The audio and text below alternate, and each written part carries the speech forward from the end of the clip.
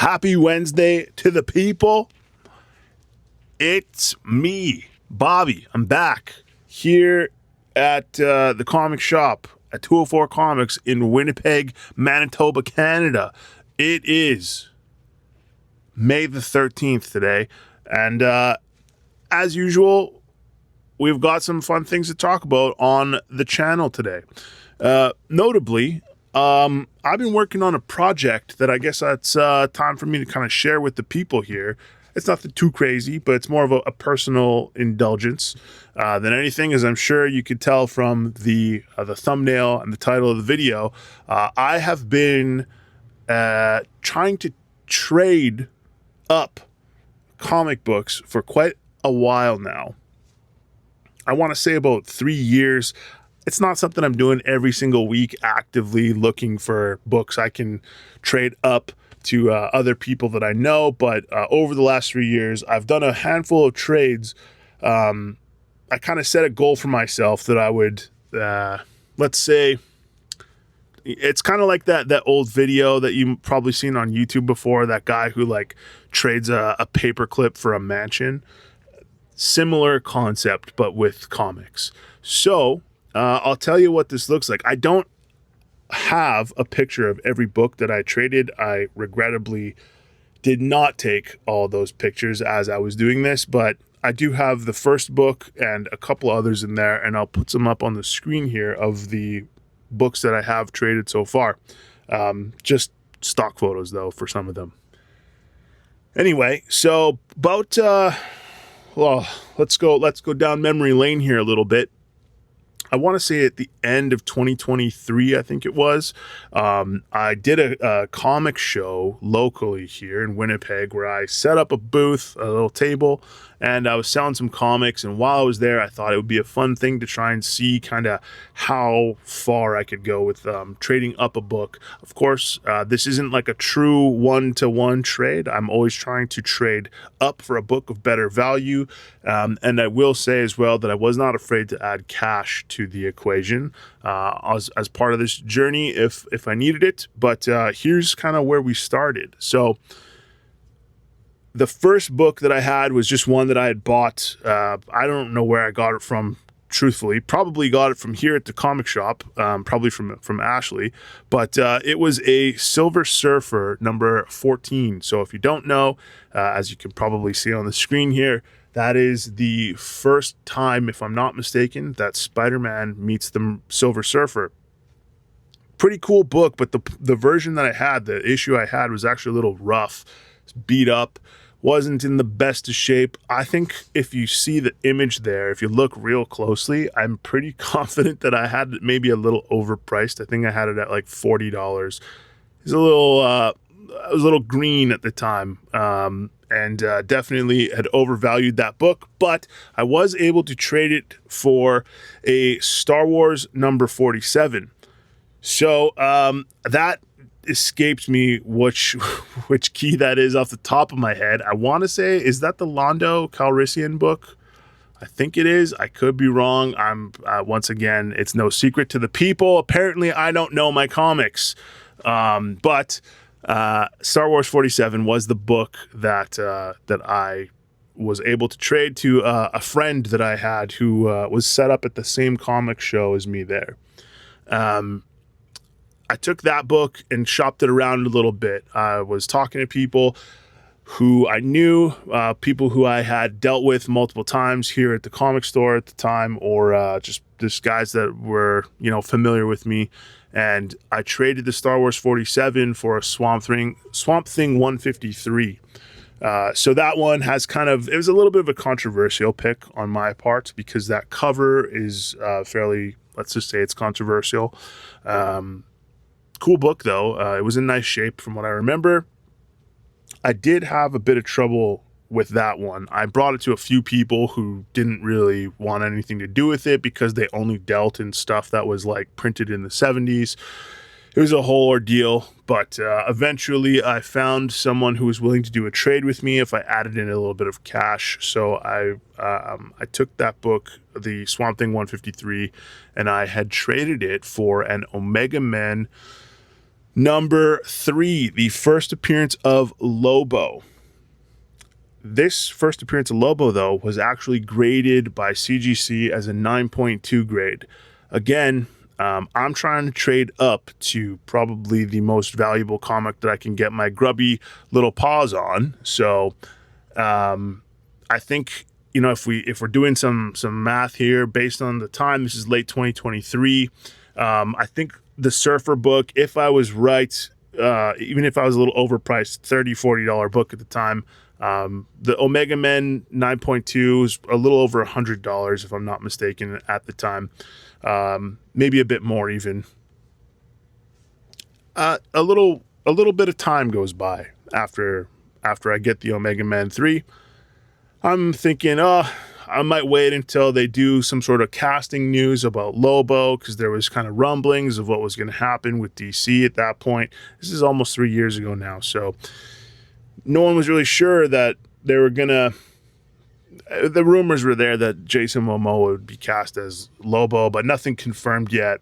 And I come to the comic shop here to talk to Ashley, and he pitches me a steal of a deal. And again, I want to say that you can't really do this. If it's something you want to try out, definitely feel free to give it a shot. But the important thing is, like, you can't just walk into a store and expect to get like a great deal or leverage any sort of rapport if it hasn't been built with people, right?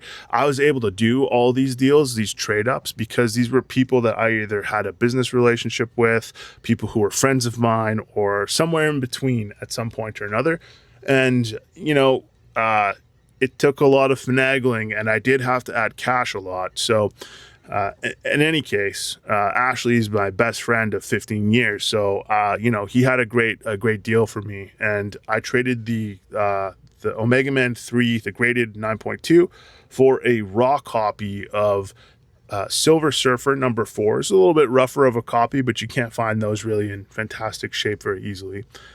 And I think it was a mid-grade-ish Batman 423, which is a Todd McFarlane cover. If you don't know, Surfer 4, which should be on the screen here, is a pretty iconic cover featuring Thor and the Silver Surfer. One of my favorites, and that book I actually decided I would get graded. So, sent that one off to CGC. Took a little while. This is, again, end of 2023, early-ish 2024. I don't think I got that book back for quite a few months. It took a while. We have to, because we're in Canada, there's a whole thing. We got to ship it across the border. It usually takes a while. Sometimes we have to build a batch of books to send. It's a whole process, but it got done. That book comes back from CGC as a 4.0. Pretty good. And I think that bumped the let's say the price point that I was at up to around a $600 Canadian value. Started with a book that was worth $30. I'm at about $600 at the time. I posted about this project of mine on my Facebook and told people, hey, like, I'm doing this thing. I'm trying to trade up for books and see kind of what I can do. I'm trying to at least keep it to sellable books. I don't want to just dump a pile of comics on somebody that are maybe harder to move and expect them to want to do a trade with me, especially one where they're kind of taking a hit, right? So I posted about this, and an acquaintance of mine, somebody who I dealt with in the comic world a few times, reached out and said, hey, I saw you have the Surfer 4. I'm working on a Surfer run. I'd really like that book. I have something you might be interested in. It's pretty straight trade, though. It's not really much of a win for you, but it would be helping me out. So I said, okay, what book is it? And they actually showed me they had a copy of Amazing Spider-Man 238, which is the first Hobgoblin, in a graded 9.4 from CGC. Now, the cool thing about this book, or I don't know, not cool, depends who you are, really. If you watched the last episode, you might know that I'm not a huge fan of this person. This book is a signed copy of Amazing Spider-Man 238 by our good buddy, John Romita Jr. this is the worst possible angle I could show this at, but it's a graded copy. It's a signed copy. We have it for sale in the store right now, which may give a little bit of a spoiler on its fate. But anyway, I got this 238 and a 9.4 signed. Did the deal, met the guy for a coffee, had a nice chat with him and his brother. It was nice. Shout out to Scott and Mick if they see this. It's great doing a deal with them at the time. And then, I got busy. I got busy for 2 years, basically. Kind of forgot about this book. And again, this isn't something I'm necessarily trying to sell. I'm trying to trade up to something of much higher value.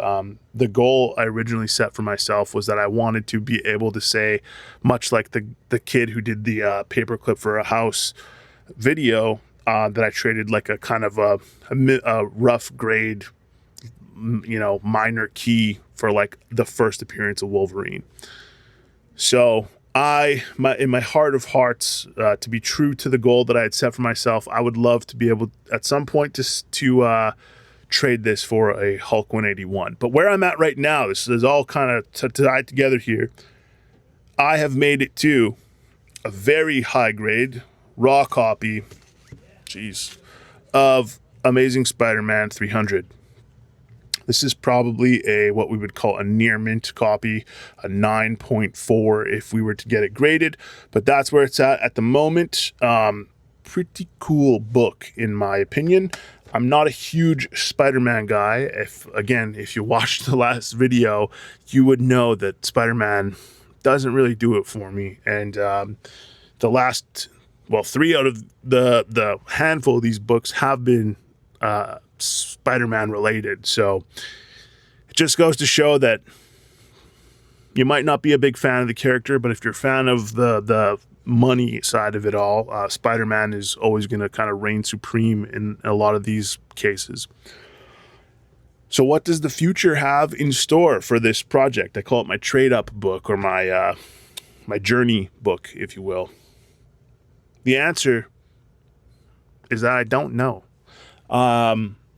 Again, the 9.4 was sitting at home for a long time. I actually was able to do a good trade with Ashley, and I got this ASM 300 from him. And now I'm kind of in a spot where, I would like to trade this up, but this book is valued close to $1,000. I want to say Canadian right now. So I'm looking for books that are north of $1,000 in value to trade this one with, so that at some point or another I can end up with a Hulk 181, and who knows what's beyond that, because really a nice Hulk 181 is, again, in that $2,000 to $3,000 range, I want to say. And this is a lot of money for a lot of people, certainly myself included. And there's probably going to be a point where you might want to sell it, but I have to at least ideally get the Hulk 181 out of it. So we'll see what kind of trades I can do. And if you folks are interested to know where we go from here, please feel free to leave me a comment, and I will certainly provide you with any updates as I get them. But for the meantime, we've got some customers in the shop here, and I should probably go help Ash and Erica out with them. So we'll see you folks again next Wednesday, and I hope you have a lovely week. Take care, everyone.